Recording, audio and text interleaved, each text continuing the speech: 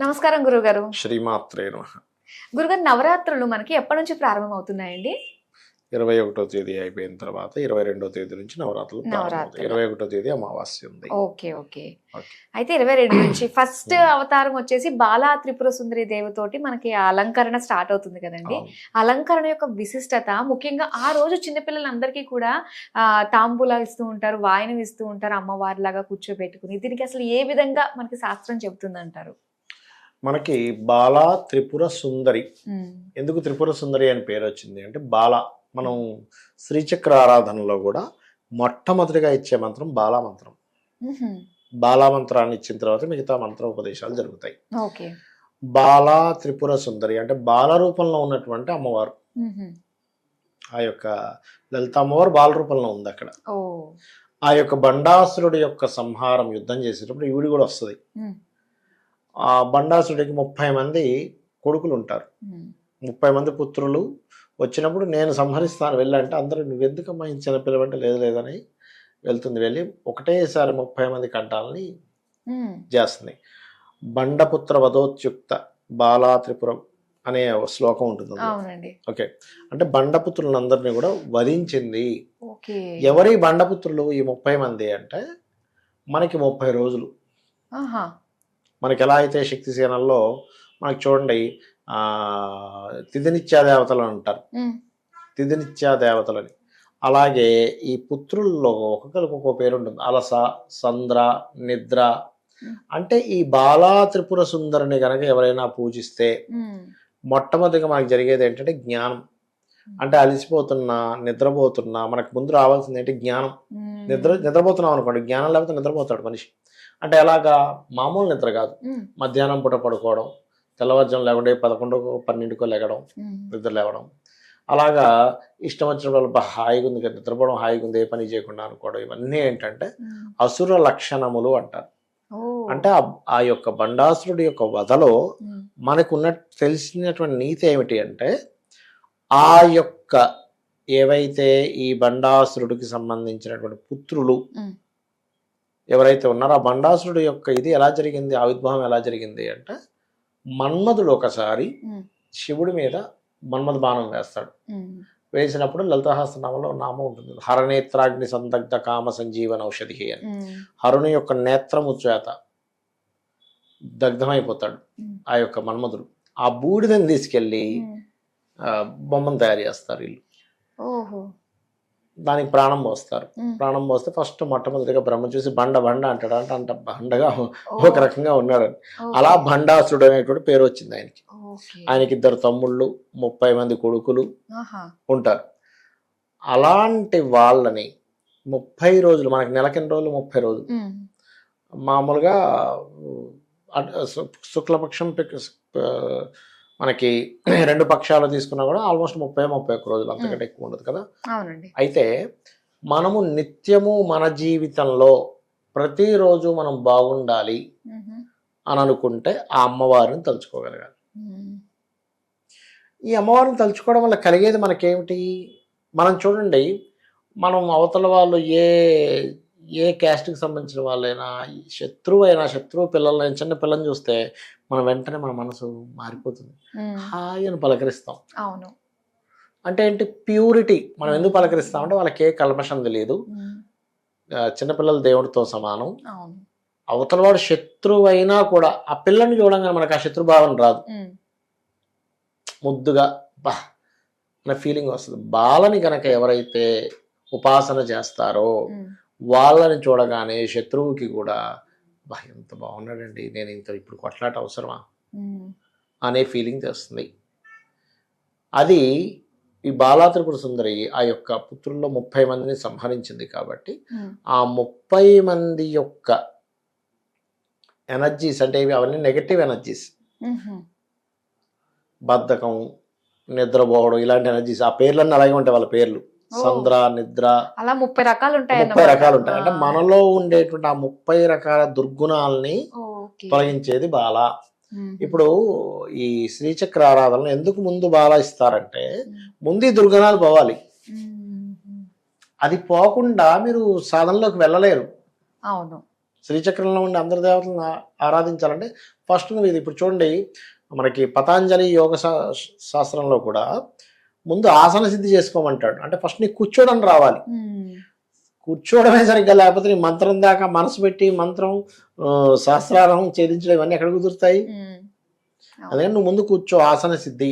ఇప్పుడంటే ఈజీగా మంత్రాలు ఇస్తున్నారు, కానీ ఒకప్పుడు ఒక గురువు గారి దగ్గరికి వెళ్తే కొన్ని రోజుల పాటు ఆసనం వేయడం నేర్పించేవారు వాళ్ళు. నువ్వు ముందు స్థిరంగా కూర్చో, స్థిరంగా కూర్చో, స్థిరంగా కూర్చున్న తర్వాత ఆసనం అయిన తర్వాత అప్పుడు మంత్రం ఇచ్చేవారు. అలా అలా అలా అలా ముందుకు వెళ్ళేవారు. అలా మనలో ఉండేటువంటి ఒక స్థిరత్వం రావడానికి, మనం ప్యూరిటీగా మారడానికి, మనం ఏదైనా ఒక సాధన చేయాలన్నా మనలో ఫస్ట్ ప్యూరిటీ ఉండాలి. పాత్ర ప్యూర్గా లేదనుకోండి, అందులో వేసేటువంటి పదార్థం కూడా పాడైపోతుంది.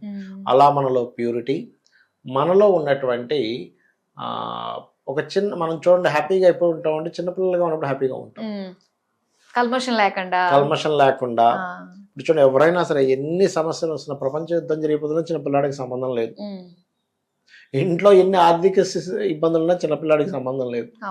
ఎందుకంటే దేనికి పట్టకుండా వాడి లోకంలో వాడిని వాడుకుంటూ ఉంటాడు చక్కగా. వాడి ప్రపంచం ఒక ఆకు దొరికింది, ఒక పువ్వు దొరికింది, ఒక పుల్ల దొరికింది అంతా ఆడేసుకుంటూ ఉంటాడు. అంటే నీలో నువ్వు రమించుకుంటూ, నీ లోకం నీది అనుకుంటూ నువ్వు ఆనందంగా ఉండేటువంటి ఆనంద స్థితి అమ్మవారిస్తుంది. అయితే ఆ రోజు ఏ నైవేద్యం పెట్టాలి, ఏ వస్త్రం కట్టాలి, ఇవన్నీ కూడా శాస్త్రాల్లో లేనటువంటివి. వాళ్ళ ప్రాంత ఆచారాలను బట్టి అక్కడ ఆలయంలో ఏదైతే ఇప్పుడు ఎరుపు రంగు కట్టాము, తెలుపు రంగు కట్టాము అలా కడతారు. కానీ వేదంలో కానీ, ఈ ఉపనిషత్తుల్లో కానీ, మన ఈ పురాణాల్లో కానీ ఈరోజు ఈ వర్ణం సంబంధించిందే కట్టాలి, ఇదే పెట్టాలని రూల్ లేదు. కాకపోతే మన ఆనందం కోసం, మన పిల్లని ఎలాగైతే మనం చక్కగా అలంకరించుకుంటాం కదా, మా బాబు మా పాప ఇలా చక్కగా ఒక డ్రెస్ వేసామండి, వాళ్ళు చక్కగా ఈ నగకి పెట్టామని అలా ఆనందపడ్డాం. భగవంతుడి మీద మన ప్రేమను ప్రకటించుకోవడం. ఈరోజు పసుపు రంగు, ఈరోజు ఆకు పచ్చ, ఏ రంగైనా వేయండి, ఏమీ అమ్మవారు ఎక్కడ కూడా నేను బాలనగా నాకు రెడ్ ఎందుకే లేదు, వైట్ ఎందుకే లేదు ఏమీ అడగదు మనల్ని. నా కలర్ ఇది కదా అని అడిగేది ఉండదు.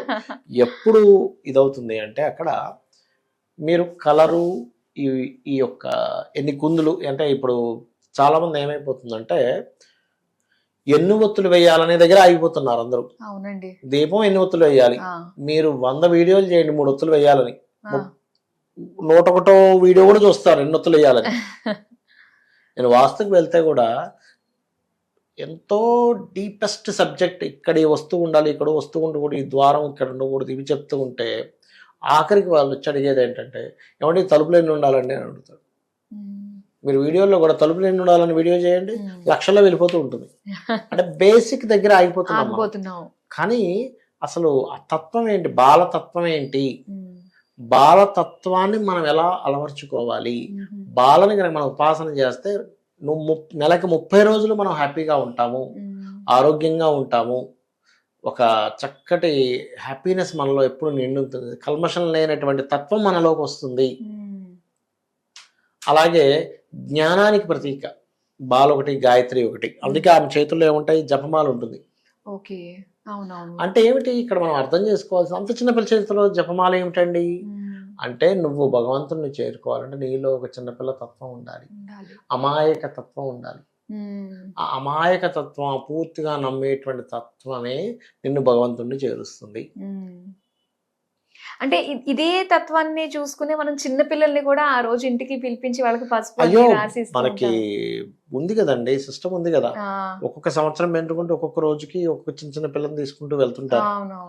అదేమిటంటే మన శాస్త్రాల్లో నువ్వు మనిషిని మనిషిలా కాకుండా దైవంతో సమానంగా చూడాలి. దైవంతో సమానంగా చూసినప్పుడు పట్టం ఉందండి, మనం కాలు దానికి తగిలించాం, అవునా కదా. దేవాలయానికి వెళ్తే అప్పుడు మాత్రం కంట్రోల్గా ఉంటాం మనం. అంటే ఏమిటి, దేవతా శక్తిని ప్రతి మనిషిలో ఆత్మరూపంలో ఉండేటువంటి పరమాత్మను చూడమని చెప్పడం ఆ సిస్టమ్ ఏదైతే ఉందో. 2 సంవత్సరాలు 3 సంవత్సరాలు పెంచుకుంటూ వెళ్తారు ఒక్కొక్క అవతారాన్ని బట్టి, అవునా.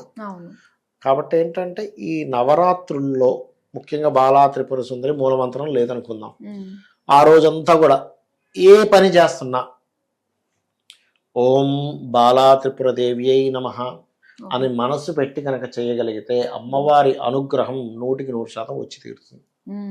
అందులో ఎటువంటి సందేహం లేదు. ఇంకేంటి? అయితే పాయసం నైవేద్యం పెడతారు, పులిహోర నైవేద్యం పెడతారు, గారెల నైవేద్యం పెడతారు. ఒక్కొక్క నైవేద్యానికి ఒక్కొక్క ప్రత్యేకత కూడా ఉంటుంది, ఉండదని కాదు. కాకపోతే మీరు భక్తితో ఎంతవరకు పెడుతున్నారు అనేది చాలా ముఖ్యం. చిత్తశుద్ధి లేని శివ పూజలు ఎలా ఎలా అన్నట్టుగా చిత్తశుద్ధి లేకుండా ఏం చేసినా అది వ్యర్థమే. పూజ దాకా ఎందుకండి, ఒక స్కూల్లో ఒక టీచర్ చెప్తుంది, మీరు కాన్సన్ట్రేషన్ చేయలేదు, సబ్జెక్ట్ మీకు అర్థమవుతుందా? లేదు, అర్థం అవుతుంది. ఒక్క సెకండ్ ఏదో మ్యాథమెటికల్ రిలేటెడ్ క్యాలిక్యులేషన్ చెప్తుంది, ఒక్క సెకండ్ మీ మనసు ఇటో పోయింది, అటు చూసరిగా లెక్క ఇక్కడికి వెళ్ళిపోతుంది, ఏం అర్థం కాదు మీకు. ఇది ఎలా వచ్చింది, ఏం చెప్పింది అనిపిస్తుంది. అలాగే మన మనసు కనెక్ట్ అవ్వకపోతే అమ్మవారి యొక్క అనుగ్రహం మనకి కలగదు. అంతే గురుగారు, చాలా చక్కటి విషయాలు. అలాగే అందరూ కూడా చేసుకోతగ్గ మంత్రం గురించి కూడా మాకు తెలియజేసినందుకు ధన్యవాదాలు. శ్రీమాత్రే నమః.